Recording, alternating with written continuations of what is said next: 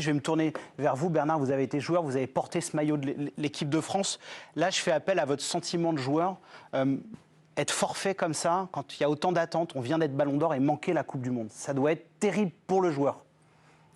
C'est terrible et on est tous tristes ici en tant que supporters français. Sachant la saison magnifique qu'il a faite en remportant ce Ballon d'Or, en gagnant la Ligue des Champions et le championnat. C'est sans doute, tu l'as dit tout à l'heure, sa dernière Coupe du Monde. Donc, en fait, c'est ça qui est terrible. Et on sait les poids pour lui par rapport à la sélection. Ouais, en effet, c'est très compliqué à vivre. Mais je pense qu'il a été honnête aussi.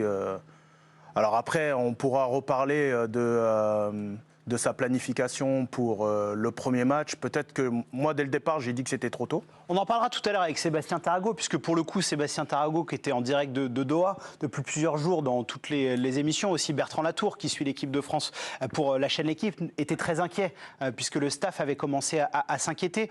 David, juste hier, comme tout le monde, je suppose, vous avez reçu la nouvelle. Qu'est-ce que vous vous êtes dit immédiatement, Benzema qui rate la Coupe du Monde? Quel est votre sentiment? Plusieurs sentiments. Le premier, évidemment, c'est ce que vous avez rappelé, c'est cette accumulation de mauvaises nouvelles avec ce sentiment que ça ne s'arrête pas et qu'à un moment, on s'était dit, avec le départ au Qatar, après le forfait de dernière minute de Kimpembe, on s'était dit, bon, bah, espérons maintenant que ça va mieux se passer. Derrière, on se prend une Nkunku. Là, Karim Benzema, des joueurs majeurs qui s'additionnent à ceux précédents. Donc, il y a ce sentiment de dépit de se dire, on a un réservoir extraordinaire, mais quand même 6 joueurs... pas tous, mais pratiquement tous majeurs de cette équipe, ça commence à faire beaucoup. Donc déjà, il y a ce sentiment-là, je trouve. Et puis après, là où je rejoins un petit peu Bernard, c'est que moi, ça vient assez rapidement derrière. Il y a un petit peu de dépit de se dire, mais est-ce qu'on ne s'est pas précipité? Alors, on ne le saura jamais. Mais il n'empêche que moi, ça me trotte dans la tête. Depuis le début, j'y croyais pas à cette présence pour ce match-là. Et pour moi, depuis le début, on aurait dû être dans cette logique de se dire, mais ne prenons aucun risque. Alors peut-être que ça a été le cas, mais pour moi, c'est dans l'air du temps. Je ne sais pas s'il y a eu de la précipitation. Encore une fois, c'est très difficile. C'est l'autre cuisse. Est-ce que c'est de la compensation? C'est pas les mêmes muscles. Mais pour moi, avec le faible temps de jeu qu'il a vu sur sa dernière semaine, envisager de sa présence à ce moment-là, ça me paraissait trop tôt. Et vu que c'était l'Australie en premier match, j'aurais souhaité qu'on ne prenne vraiment aucun risque. Mais on n'est pas dans le corps de Benzema. Il se connaît très bien. Donc, pour rester factuel, et on aura bien évidemment le temps d'en reparler. Ce que disait Karim Benzema, c'est que c'était pas de blessure, c'était ce qu'il ressentait, il se sentait pas à 100%, c'était une gêne. Honnêtement, nul doute que le staff de l'équipe de France a pris toutes les précautions et que ça a été fait en bonne intelligence. Avant de vous entendre, Eric, sur cette thématique, et nul doute que vous avez un avis aussi, Tanguy, réaction de Didier Deschamps à la blessure de Karim Benzema. Oui, il était ce matin l'invité de nos confrères de chez Téléfoot sur TF1. Il a expliqué c'est un gros coup dur, évidemment. Karim avait tout fait, nous aussi. Il a ressenti une douleur musculaire et les examens ont confirmé une lésion trop importante par rapport aux échéances qui nous attendent. Voilà pourquoi il est absent de cette Coupe du Monde. Eric, je suis désolé, je vous fais encore patienter. Mais il n'y a pas de problème. Ne vous inquiétez pas, vous parlerez dans cette émission. En tant que spectateur, c'est agréable. Ah oui, super.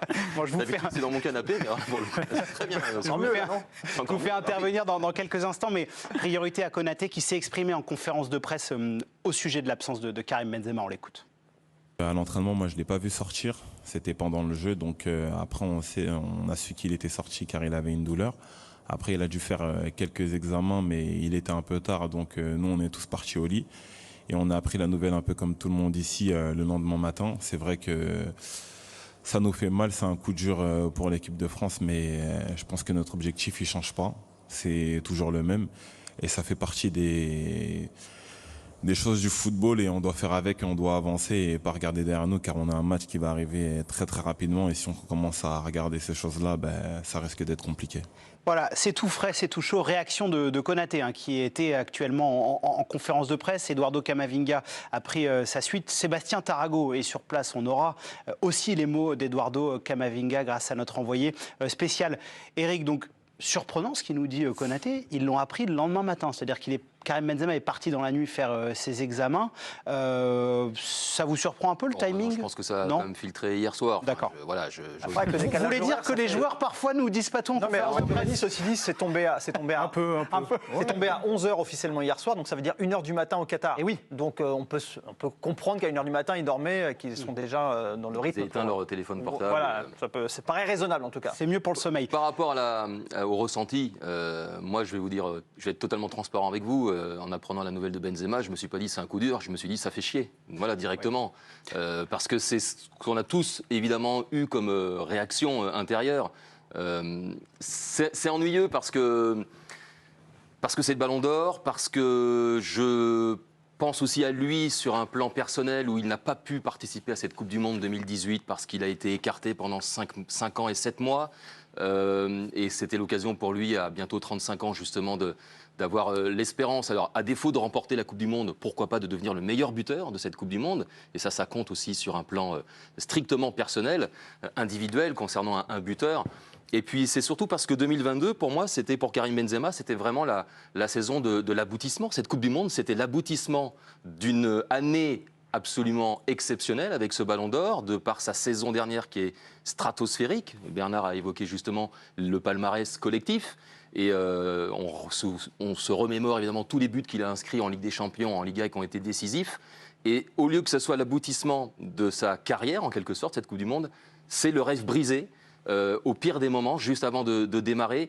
Et ça fait d'autant plus mal que on pouvait imaginer justement que dans la même année, gagner le Ballon d'Or, et puis pourquoi pas, on ne sait jamais, si la France gagne cette Coupe du Monde, on ne peut pas faire mieux. On ne peut pas faire mieux. difficile. On ne le saura jamais, mais je suis extrêmement peiné, on est tous peinés pour lui, et puis peiné en tant que supporter, parce que c'est quand même l'une des armes majeures de l'équipe de France qui sera absente. Eric, c'est totalement vrai ce que vous dites, puisque depuis son retour en équipe de France en juin 2021, c'était un petit peu la surprise de Didier Deschamps. Ah oui. 16 matchs joués sur 20 possibles avec l'équipe de France, 14 titularisations, 10 buts et 2 passes décisives. On peut le dire que dans les chiffres, c'était un joueur qui marquait, qui marquait de son empreinte. Voilà. Non, mais au-delà de ça, en plus, la complémentarité qu'il avait avec Mbappé, surtout devant. Les deux joueurs se trouvaient bien dans les petits espaces, ça combinait bien et ça marquait des buts. Donc c'est encore plus difficile, je pense, pour Mbappé, qui sera Orphelin de Benzema. orphelin de Benzema. Juste, Bernard, vous avez été dans des vestiaires de très très haut niveau. Quand on est joueur comme ça, coéquipier, que évidemment les joueurs sont honnêtes, ils savent que Karim Benzema c'est le Ballon d'Or, c'est un des meilleurs joueurs du monde. Comment dans le groupe circule ce type d'informations? Qu'est-ce qu'on se dit? Un ressort peut-être un peu bateau que nous, parfois, on utilise journalistes en disant ça va souder le groupe, beaucoup de choses est contre eux, ça peut donner une force supplémentaire. Est-ce que c'est des choses qui marchent? Ça peut marcher dans un sens comme dans l'autre. Malheureusement. Non, s'il vous plaît. Ne dites pas que ça va s'arrêter tôt, on a été traumatisés à Non, mais l'Euro. malheureusement, c'est comme ça. C'est sûr que si on se remémore un peu le passé, on a été quand même champion du monde sans Benzema. Bien sûr, avec le trio qui devrait débuter, Griezmann, Mbappé et Olivier Giroud, on en parlera tout à l'heure. Donc c'est sûr que de l'avoir avec lui, ça ramène une plus-value pour tout ce qu'on a dit juste avant. Dans le groupe, on se dit, exactement comme Eric l'a dit. Eric l'a dit, on ne va pas refaire de gros mots, si ça vous dérange Eric pas, l'a messieurs, dit, on va mais, éviter. c'est très compliqué et c'est là que les cadres doivent prendre en main l'équipe et il y en a d'autres qui vont sans doute se révéler. Dembélé, Giroud, pour lui c'est aussi très favorable parce que logiquement c'est lui qui va prendre la place. Alors après Thuram peut-être en deuxième attaquant, mais faut pas qu'il lâche. La Coupe du Monde va débuter. On sait que le premier match ça va être l'Australie sur un bloc très bas. Et c'est pour ça que Giroud sera très performant sur ce genre de match. On en parlera tout à l'heure, on essaiera de se projeter sur quand même cette équipe de France, puisqu'il y a une Coupe du Monde à disputer, il reste quand même des joueurs de grand talent. Aussi pour vous dire, puisqu'on ne l'a pas dit, Didier Deschamps a confirmé qu'il n'y aurait pas de joueur appelé pour remplacer Karim Benzema. On rappelle juste dans le timing que dans un premier temps, Marcus Thuram n'avait pas été sélectionné, qu'il l'a rappelé le lundi. Et c'est à ce moment-là que tout le monde a commencé à se dire... Petit sourire. Est-ce que le plan B.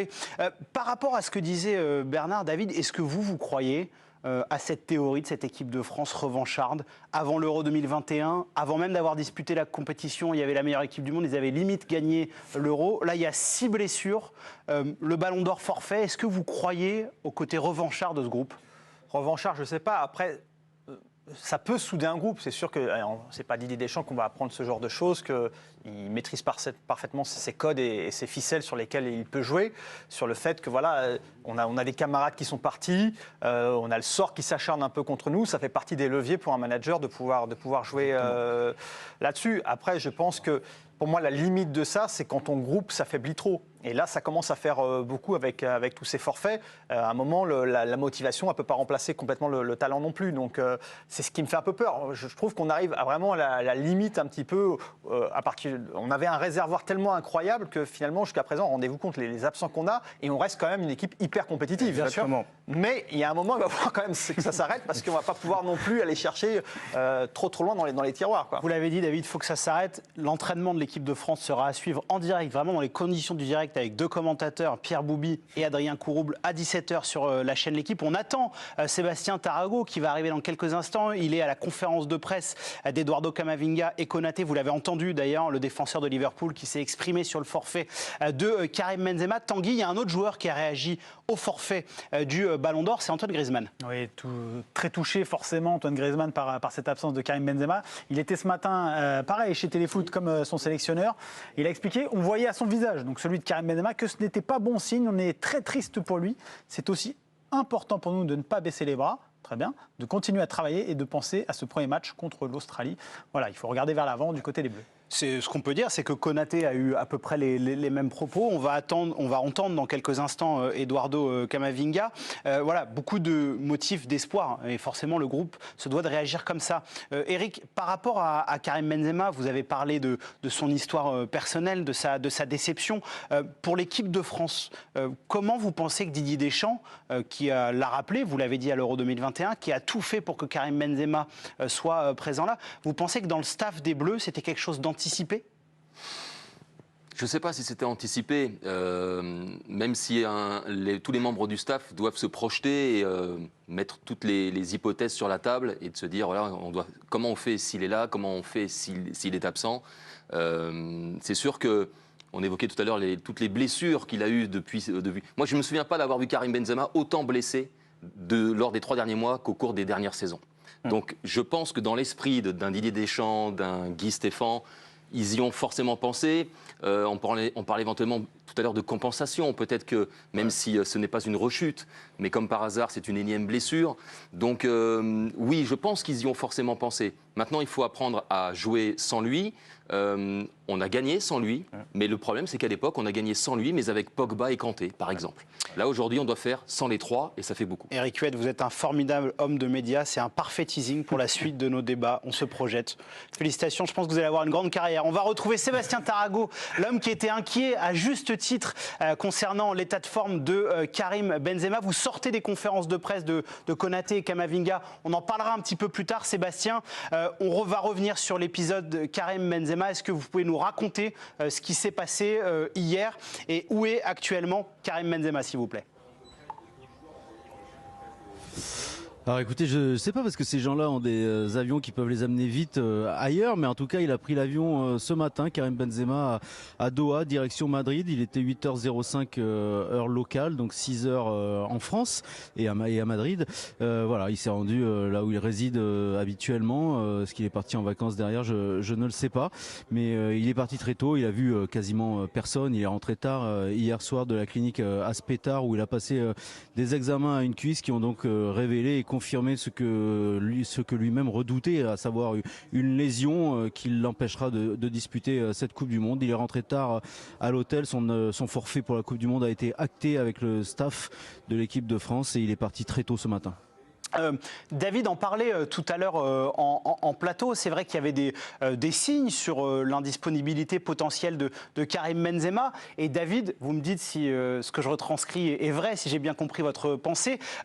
Est-ce que l'équipe de France et Karim Benzema et le staff n'a pas voulu un peu se précipiter pour augmenter les chances de Karim Benzema d'être présent dès l'ouverture, ou vous pensez que c'était inévitable ce qui s'est passé, Sébastien ? J'en sais rien, c'est toujours facile de réécrire l'histoire. Il allait recommencer quand à courir et à participer à des séances collectives, Karim Benzema? Il fallait bien qu'à un moment, il se teste. Moi, je crois profondément à la décompression post-Ballon d'Or. Il n'y a pas de hasard dans cette histoire. L'aspect psychologique dans le sport de haut niveau est capital. Tout le monde le sait, tout le monde le reconnaît. Et je n'arrive pas à imaginer qu'il en soit autrement pour Karim Benzema. Voilà, c'est triste pour lui, c'est triste pour l'équipe de France. Mais maintenant, next, j'ai envie de dire, c'est ainsi. Après, être sûr qu'il allait replonger. Non, moi j'avais des informations qui me revenaient de gens qui étaient inquiets. D'autres ne l'étaient moins, ou l'étaient, en tout cas, l'étaient beaucoup moins. Voilà, mais moi, les gens qui m'ont parlé un petit peu de la blessure de Karim Benzema étaient inquiets. Alors il y a des gens qui naissent inquiets, hein. Moi je suis né inquiet, Giovanni, vous savez. Donc il y a pas, je finis par avoir raison un jour. Mais voilà. D'ailleurs pour Raphaël Varane, j'espère que oui, la prudence sera de mise, parce que c'est pas inintéressant de parler aussi de Raphaël Varane. Hier il s'est lui aussi entraîné avec le groupe pour la deuxième fois, et il a eu de très bonnes sensations, et lui a plutôt très envie de jouer, mais hier il était avec l'équipe des remplaçants.